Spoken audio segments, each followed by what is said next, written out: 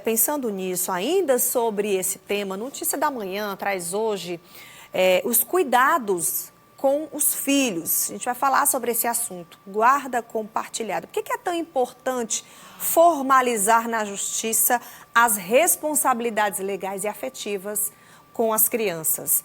Tanto a menina Ana como a irmã dela de 4 anos estavam sob os cuidados da mãe e do padrasto, que foram presos, né, como a gente tem acompanhado, suspeitos de serem os agressores.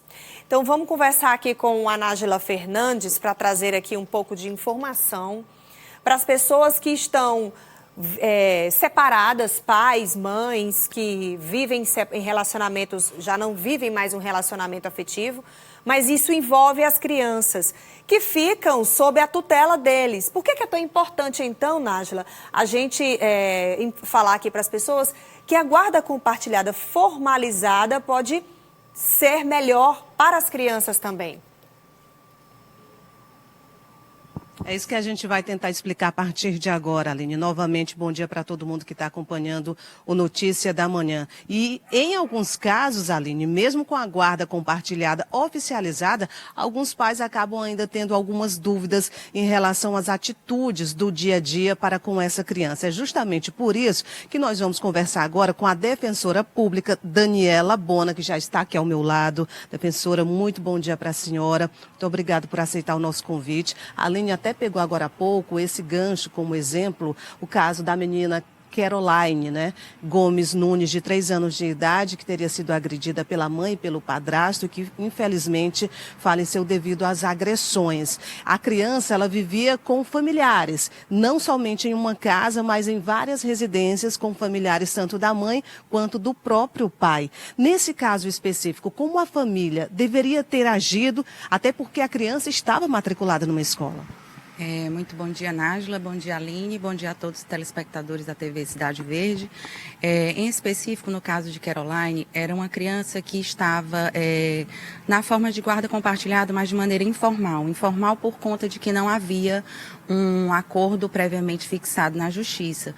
E ela, a princípio, residia na casa de tios e avós paternos, até que há cerca de 6 meses atrás, a mãe reivindicou, apesar de se encontrar separada do pai biológico da criança, que se encontra preso, a mãe reivindicou a posse da criança e a avó não titubeou e entregou a criança para uma bisavó materna aqui em Teresina, que logo em seguida entregou para a mãe, que levou para a Esperantina, e onde infelizmente aconteceu o que se sabe, o 7º Conselho Tutelar de Teresina tem acompanhado, e nos repassou que a criança teria sido agredida em virtude após o uso de drogas por parte da genitora e por parte desse padrasto, que se encontram presos hoje, em virtude das agressões e que infelizmente levaram ao óbito dessa criança.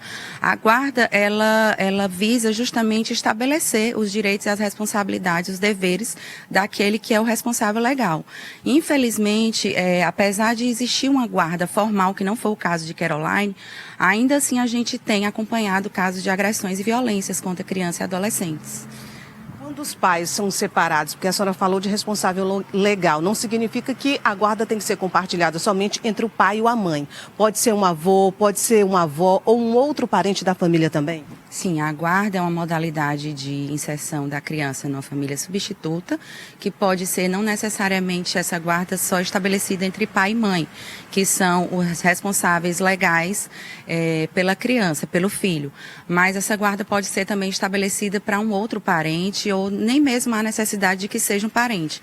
Mas uma vez estabelecida a guarda legal para esse guardião, há uma série de responsabilidades que o guardião precisa adotar, tipo apoio financeiro, apoio educacional, moral, emocional, uma série de direitos e deveres que essa pessoa tem sobre aquela criança que se encontra sob a sua responsabilidade. Praticamente ou na sua totalidade todos os deveres de um pai e de uma mãe, como se morassem juntos, só que de forma separada. Exatamente. A guarda estabelece essas responsabilidades e aquele guardião legal, ele inclusive pode se voltar contra o pai e a mãe, porque ele passa a ser o responsável e detém de todos os direitos e deveres sobre aquela criança que se encontra sob a sua responsabilidade.